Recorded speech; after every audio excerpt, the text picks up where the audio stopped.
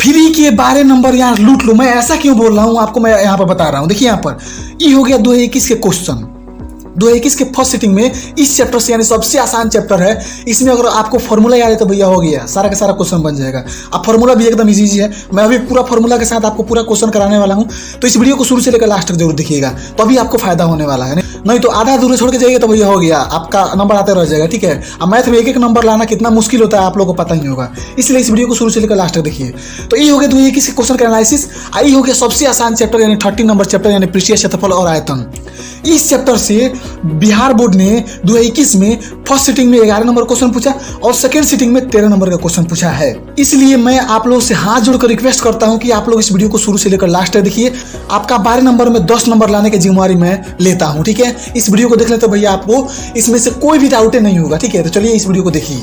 तो इस चैप्टर के क्वेश्चन को करने के लिए आपको कुछ फॉर्मूला को याद करना पड़ेगा, मात्र इतना ही फॉर्मूला है। इसको देख के घबराना नहीं है कि भाई बहुत ज़्यादा फॉर्मूला है, एकदम इजी फॉर्मूला है, आपको मैं यहीं पे याद करा दे रहा हूँ। तो पहला नंबर फॉर्मूला है बेलन का आयतन। ये हो गया आपके पास बेलन, ठीक है, इधर नहीं दिख रहा, ये हो गया आपके पास बेलन। ठीक है, रुकिए मैं इसका हाइट लिख दे रहा हूँ। ठीक है, इसको जो कहते हैं एच यानी हाइट हो गया, ये हो गया आर। तो फिगर में कोई दिक्कत नहीं होगा। उसके बाद इसके फॉर्मूला को देखिए क्या कह रहा है कि बेलन का आयतन, बेलन अगर दे दिया रहता है उसका अगर आपको आयतन निकालना रहता है तो इसका फॉर्मूला होता है पाई आर स्क्वायर एच।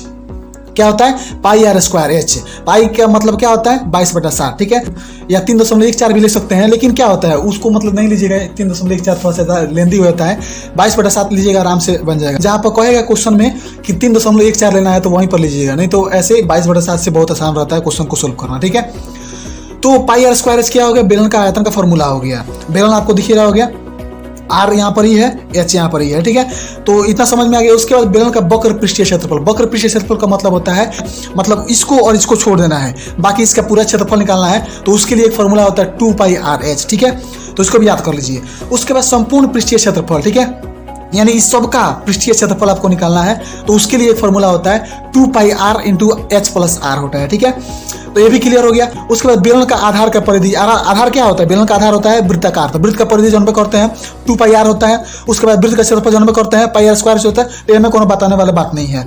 ये 3 गो मेन फॉर्मूला याद है तो बेलन का हर क्वेश्चन आप बना सकते हैं। मैं अभी क्वेश्चन करा के दिखाने वाला हूँ, टेंशन बिल्कुल नहीं लेना है, ध्यान से सुनना है केवल। ठीक है, अब यहाँ पे अगला है शंकु। शंकु का आयतन क्या होता है? ये हो गया शंकु। ठीक है, ये हो गया शंकु। शंकु का आधार क्या होता है? वृत्ताकार होता है, तो इसका आधार का परिमाप और क्षेत्रफल मालूम हो गया आपको, 2πr हो गया। अब यहाँ पर मेन फॉर्मूला ये सब है, इसको थोड़ा सा ध्यान से देख लीजिए। शंकु का आयतन बराबर होता है 1/3πr²h। ठीक है, इसको याद कर लीजिएगा। ठीक है, उसके बाद यहाँ पर पार्श्व क्षेत्रफल, यानी शंकु का वक्र पृष्ठीय क्षेत्रफल क्या होता है उसको देख लीजिए, πrl होता है, एकदम आसान है, πrl। उसके बाद संपूर्ण पृष्ठीय क्षेत्रफल क्या होता है उसको देख लीजिए, πr × r+l।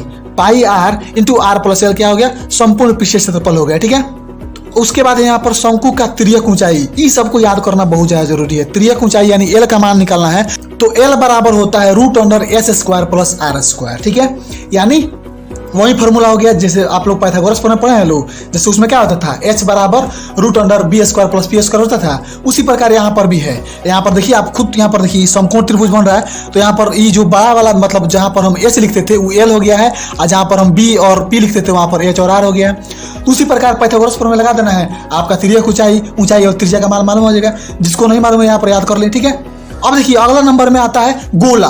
गोला का आयतन क्या होता है? गोला का आयतन, गोला यहाँ पर देख लीजिए, गोला ये हो गया, इसको आर कहते हैं। ठीक है, तो गोला का आयतन एकदम सिंपल है, 4/3 πr²। ठीक है, 4/3 πr², इसको याद करते जाना। ठीक है, उसके आगे है गोले का संपूर्ण पृष्ठीय क्षेत्रफल। यहाँ पर पृष्ठीय लिखना भूल गया हूँ, मतलब पृष्ठीय आप लोग जोड़ लीजिएगा। संपूर्ण पृष्ठीय क्षेत्रफल कह दे, यानी इस सबका, यार दिख रहा है, इस सबका क्षेत्रफल अगर कह दे, मान बॉल होता है, बॉल का अगर सबका क्षेत्रफल निकालना है, चारों ओर का निकालना है आपको क्षेत्रफल, तो उसके लिए फॉर्मूला होता है 4πr²। इसको याद करना है, 4πr²। ठीक है, अब देखिए, अब अगला सवाल अर्धगोले से है। ठीक है, यानी बॉल जो होता है बॉल, उसको आधा आधा काट दिया जाता है, तो अब वहां पे कौन कौन फॉर्मूला याद करना रहता है उसको देख लीजिए। यहाँ पर गोलार्ध, अर्धगोला कहिए या गोलार्ध कहिए, ठीक है, दोनों बतवा एक ही होता है। कह दिया गोलार्ध का आयतन निकालना है। गोलार्ध का आयतन अगर आपको निकालना है तो उसके लिए फॉर्मूला होता है 2/3 पाई आर क्यू। क्या होता है? 2/3 पाई आर क्यू होता है। तो इसको याद कर लिए, ठीक है। यहाँ देखिए, मतलब अर्धवृत्त का क्षेत्रफल आपको निकालना रहता था तो क्या करते थे? वृत्त के क्षेत्रफल में से 2 भाग कर देते थे। उसी प्रकार यहाँ पर इसमें अगर हम 2 से भाग करेंगे तो क्या हो गया? 1/2 से भाग करेंगे तो 2 से 4 कट गया तो 2/3 ना बचा। तो उसी प्रकार यहाँ पर हो गया 2/3 पाई आर क्यू हो गया, ठीक है। उसके आगे है गोलार्ध का वक्र पृष्ठीय क्षेत्रफल, यानी अर्धगोले का वक्र पृष्ठीय क्षेत्रफल का अगर फॉर्मूला पूछे तो क्या होगा? उसका फॉर्मूला होता है 2 पाई आर स्क्वायर, ठीक है। उसके आगे है गोलार्ध का संपूर्ण पृष्ठीय क्षेत्रफल। गोलार्ध का संपूर्ण पृष्ठीय क्षेत्रफल पूछता है तो उसका होता है 3 पाई आर स्क्वायर। यानी देखिए क्या होता है, गोलार्ध का मतलब क्या हो गया? मान लीजिए एक बॉल हो गया, ठीक है। बॉल को आधा काट दिए तो ई बच गया और इधर वाला बच गया। तो इसका तो फॉर्मूला हमको मालूम है 2 पाई आर स्क्वायर। और इधर वाला का फॉर्मूला क्या होता है? वृत्त न बचता है, वृत्त का ना अर्धगोला बनता है तो वृत्त का फॉर्मूला मालूम है पाई आर स्क्वायर। तो 2 पाई आर स्क्वायर आप पाई आर स्क्वायर जोड़ देंगे तो 3 पाई आर स्क्वायर नहीं हो जाएगा? वही यहाँ पर फॉर्मूला है, तो इसको याद कर लीजिएगा, ठीक है। अब अगला नंबर फॉर्मूला है खोखले गोले का आयतन क्या होता है, यही आपको बताना है। तो खोखले गोले का आयतन यहाँ पर याद कर लीजिए 2/3 पाई इंटू बड़ा आर क्यू माइनस छोटा आर क्यू, ठीक है। जैसे हम लोग 12 नंबर चैप्टर में पढ़े थे वलय का क्षेत्रफल, यानी एगो बड़ा वृत्त होता था, एगो छोटा वृत्त होता था, ठीक है। उसमें क्या होता था? जो खाली स्थान बचता था उसका क्षेत्रफल निकालना रहता था। तो उसके लिए हम लोग क्या करते थे? वलय का क्षेत्रफल यानी पाई इंटू बड़ा आर स्क्वायर माइनस छोटा आर स्क्वायर करते थे ना। उसी प्रकार यहाँ पर खोखले गोले का आयतन का फॉर्मूला ये होता है। वहाँ पे स्क्वायर था तो यहाँ पर क्यू हो गया और यहाँ पर 2/3 कर देंगे, ठीक है। तो चलिए आगे बढ़ते हैं। अब अगला नंबर फॉर्मूला है घन का आयतन क्या होता है। तो घन का आयतन होता है भुजा क्यू या ए क्यू। यहाँ पे एक भुजा मतलब घन का पूरा भुजा इक्वल होता है, इसलिए यहाँ पे ए मान लिए हैं तो ए क्यू कहिए या भुजा क्यू कहिए, बताओ बराबर होता है, ठीक है। उसके बाद घन का वक्र पृष्ठीय क्षेत्रफल का फॉर्मूला क्या होता है? 4a स्क्वायर होता है। उसके पास संपूर्ण पृष्ठीय क्षेत्रफल कहेगा तो 6a स्क्वायर होता है। उसके बाद घन का विकर्ण कहेगा तो √3a होता है। उसके बाद अगर आयतन दे दिया रहता है और उसका भुजा निकालना रहता है तो उसके लिए क्या करते हैं? आयतन का घनमूल कर देते हैं, ठीक है। तो ये भी हो गया आपका। उसके बाद यहाँ पर देखिए थोड़ा सा और फॉर्मूला है। घनाभ का आयतन क्या होता है? LBS जन्म करते हैं, ये घनाभ हो गया, इसमें कोई बताने वाली बात नहीं है। उसके बाद घनाभ का वक्र पृष्ठीय क्षेत्रफल या चारों दीवारों का क्षेत्रफल निकालना रहता है तो उसका फॉर्मूला होता है 2 × L + B इंटू में H कर देंगे, ठीक है। यानी आयत के फॉर्मूला में अगर H से गुना कर देते हैं यानी उसके हाइट से गुना कर देते हैं तो भैया हमारा चारों दीवारों का क्षेत्रफल या उसका वक्र पृष्ठीय क्षेत्रफल यानी घनाभ का वक्र पृष्ठीय क्षेत्रफल निकल जाता है, ठीक है। तो चलिए आगे बढ़ते हैं। अब अगला सवाल है संपूर्ण पृष्ठीय क्षेत्रफल। तो इधर एकदम आसान है, 2 × LB + BH + LH हो जाता है तो संपूर्ण पृष्ठीय क्षेत्रफल हो गया। उसके बाद घनाभ का विकर्ण क्या होता है? घनाभ का विकर्ण का फॉर्मूला होता है √L² + B² + H², ठीक है। तो घनाभ का विकर्ण भी हो गया। उसके बाद शंकु के छिन्नक का आयतन क्या होता है? शंकु के छिन्नक का आयतन क्या होता है? देखिए यहाँ पर ये थोड़ा सा समझ लीजिए, यही थोड़ा सा हार्ड फॉर्मूला है, थोड़ा सा देख लीजिए। यहाँ पर शंकु के छिन्नक का फॉर्मूला क्या होता है? ये हो गया शंकु का छिन्नक, ठीक है। यानी शंकु के ऊपर से आधा भाग काट दिया जाता है ना, तो जो बचता भाग उसको हम लोग छिन्नक कहते हैं, ठीक है। तो इसके छिन्नक का आयतन निकालना है तो उसके लिए फॉर्मूला होता है 1/3 पाई H इंटू बड़ा आर स्क्वायर प्लस छोटा आर स्क्वायर प्लस बड़का आर इंटू छोटका आर कर देंगे तो यहाँ पर छिन्नक का आयतन निकल गया, ठीक है। उसी प्रकार छिन्नक की तिरछी ऊंचाई यानी L का मान निकालना, तो L का मान निकालने के लिए क्या होता है √S² प्लस में बड़का आर माइनस छोटका आर का होल स्क्वायर कर देंगे तो भैया L का मान निकल जाता है, इसकी L का मान निकल जाता है, ठीक है।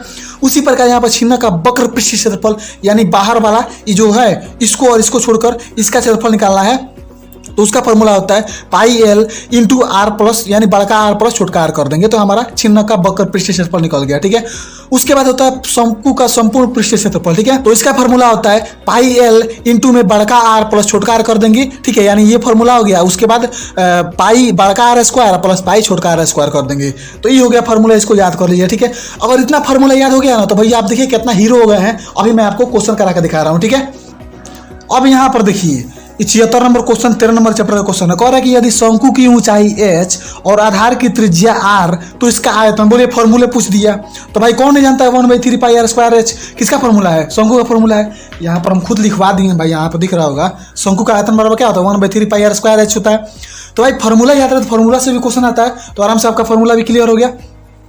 तो ऐसा ऐसा क्वेश्चन आता है। उसके बाद अगला क्वेश्चन देखिए, ये भी 13 नंबर चैप्टर का ही है, ठीक है। कह रहा है किसी बेलन का व्यास 28 cm है एवं इसकी ऊंचाई 20 cm है तो इसका संपूर्ण पृष्ठ का क्षेत्रफल क्या होगा? और देखिए भाई बेलन का संपूर्ण पृष्ठ का क्षेत्रफल मैं बताइए दिया हूं क्या होता है 2 pi r into R plus h होता है। यहाँ पर भी लिखा दिए भाई, इस सब फॉर्मूला याद रहेगा तब ना आप लोग बना पाइएगा। तो ये फॉर्मूला हो गया। तो इसी फार्मूला पर यहाँ पर व्यास दिया है, डी दिया है, तो डी से डी दिया रहता है तो आर निकालना तो क्या फार्मूला होता है, आर बराबर डी बाई 2 होता है। यानी इसमें हम 2 से भाग कर देंगे तो हमारा आर का मान निकल गया, ठीक है। और यहाँ पर ऊंचाई दिया है, यानी आर और एच का मान आ गया, तो भैया उसमें फार्मूला में मान रखेंगे तो भाई आंसर नहीं आ जाएगा हमारा।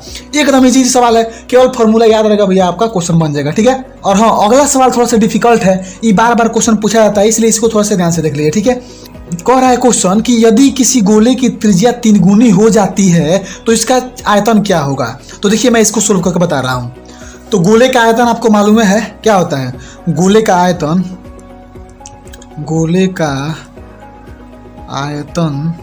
बराबर क्या होता है, आयतन बराबर होता है 4/3 पाई आर क्यू होता है, यही ना होता है फॉर्मूला, ठीक है।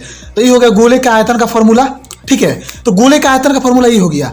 अब हमसे क्वेश्चन कह रहा है कि यदि किसी गोले की त्रिज्या 3 गुनी हो जाती है, यानी हमारे पास क्या है, 2 गोला है, ठीक है। हम यहाँ पर 2 गोला बना रहे हैं, एक गोला ही हो गया, एक गोला ही हो गया, ठीक है।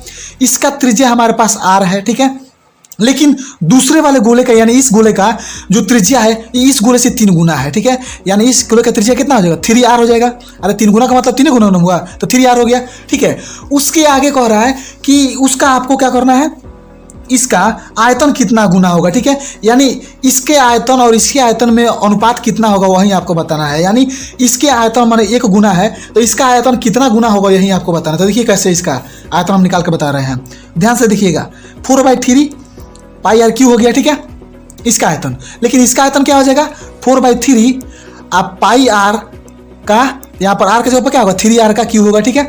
तो यहाँ पर ये तो ऐसे ही हो गया, ये हो गया ना, और 4/3 पाई 9 का 27 हो जाएगा, ठीक है। 27r क्यू हो गया। तो जब हम इसको कंपेयर करेंगे, यानी इसके वॉल्यूम और इसको वॉल्यूम को कंपेयर करेंगे तो यह क्या है, इससे 27 गुना ज़्यादा है। यहाँ पे मैं लिख दे रहा हूँ 27 गुना ज़्यादा है। यहाँ पे आपको दिख रहा है, मतलब हई सेम है, लेकिन यहाँ पर 27 गुना ज़्यादा है, इसलिए यहाँ पर आंसर क्या होगा, ऑप्शन नंबर डी, यानी 27 गुना होगा। तो ऐसे कर करके क्वेश्चन ट्रिक वाइज बनाना है। तो चलिए आगे बढ़ते हैं। अब अगला क्वेश्चन ये कितना आसान कर दिया है, कह रहा है कि किसी घन का विकर्ण 6√3 cm है तो इसका संपूर्ण पृष्ठीय क्षेत्रफल क्या होगा।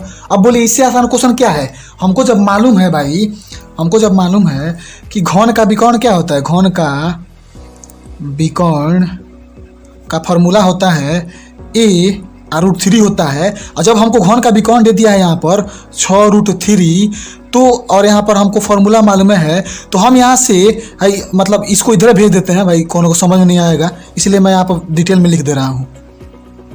तो यहाँ पर देखिए इधर √3 गुना में है तो इधर आएगा तो भाग में हो जाए, तो भाग में हम कर दिए तो √3 से √3 खत्म, आइए बराबर कितना 6 cm आ गया। तो हमारा ए का मान आ गया 6 cm और हमको निकालना है घन का संपूर्ण पृष्ठीय क्षेत्रफल निकालना है। तो यहाँ पे हमको मालूम है कि घन का संपूर्ण पृष्ठ, मैं यहाँ पर लिख दे रहा हूँ, घन का संपूर्ण पृष्ठीय क्षेत्रफल बराबर, आप लोग डिटेल में लिखिए, ठीक है। क्षेत्रफल बराबर क्या होता है, 6a² होता है भाई, फॉर्मूला याद कराया ना, 6a² होता है। उसी प्रकार यहाँ पर क्या करेंगे, 6 और उसके बाद गुना कर देंगे 6 का स्क्वायर। तो जब हम इसको गुना करेंगे तो हमारा कितना आएगा, 216 आएगा। यहाँ पर दिख रहा है ऑप्शन नंबर बी, 216, आप लोग गुना करके देख लीजिएगा, स्क्वायर होगा, ठीक है। और यहाँ पर क्यू रहता ना, मैंने CM क्यू रहता तो आंसर नहीं होता, यही स्क्वायर वाला आंसर सही है, क्योंकि पृष्ठीय क्षेत्रफल पूछ रहा है और क्षेत्रफल का मात्रक हमेशा क्या होता है, स्क्वायर में होता है। तो देख लीजिए, तो घन का संपूर्ण पृष्ठीय क्षेत्रफल हमारा इतना आंसर आ गया भाई। एकदम इजी सवाल पूछता है, अगर आपको फॉर्मूला याद है तो भैया आप समझिए आप हीरो हैं, नहीं याद है तो भैया आप एकदम नूब हैं, ठीक है। तो ये तो हो गया भाई ऑब्जेक्टिव क्वेश्चन। यहाँ पर भी थोड़ा मोड़ा 1-2 ऑब्जेक्टिव क्वेश्चन है 13 का, ठीक है। इसको बना लीजिएगा, मैं इसका स्क्रीनशॉट दे दूंगा डिस्क्रिप्शन बॉक्स में, ठीक है। तो इसको बना लीजिएगा। तो ये तो हो गया भाई ऑब्जेक्टिव। अब ये सब्जेक्टिव क्वेश्चन दिखाता हूँ। तो है ये सब्जेक्टिव क्वेश्चन, ये तो और आसान है। कह रहे किसी बेलन के वक्र पृष्ठीय क्षेत्रफल इतना दिया है, ठीक है। यानी हमको क्या दिया है, बेलन का वक्र पृष्ठीय क्षेत्रफल। बेलन का वक्र पृष्ठीय क्षेत्रफल क्या होता है, बेलन का वक्र पृष्ठीय क्षेत्रफल का फॉर्मूला होता है 2πRh। आवाज़ थोड़ा सा नहीं निकल रहा है, गला खराब है, इसलिए थोड़ा सा एडजस्ट कर लीजिए, ठीक है। तो 2πRh हो गया बेलन का वक्र पृष्ठीय क्षेत्रफल। ये दिया है हमको कितना, 1700, किधर गया है, 1760 हम लिख दिए यहाँ पर, ठीक है।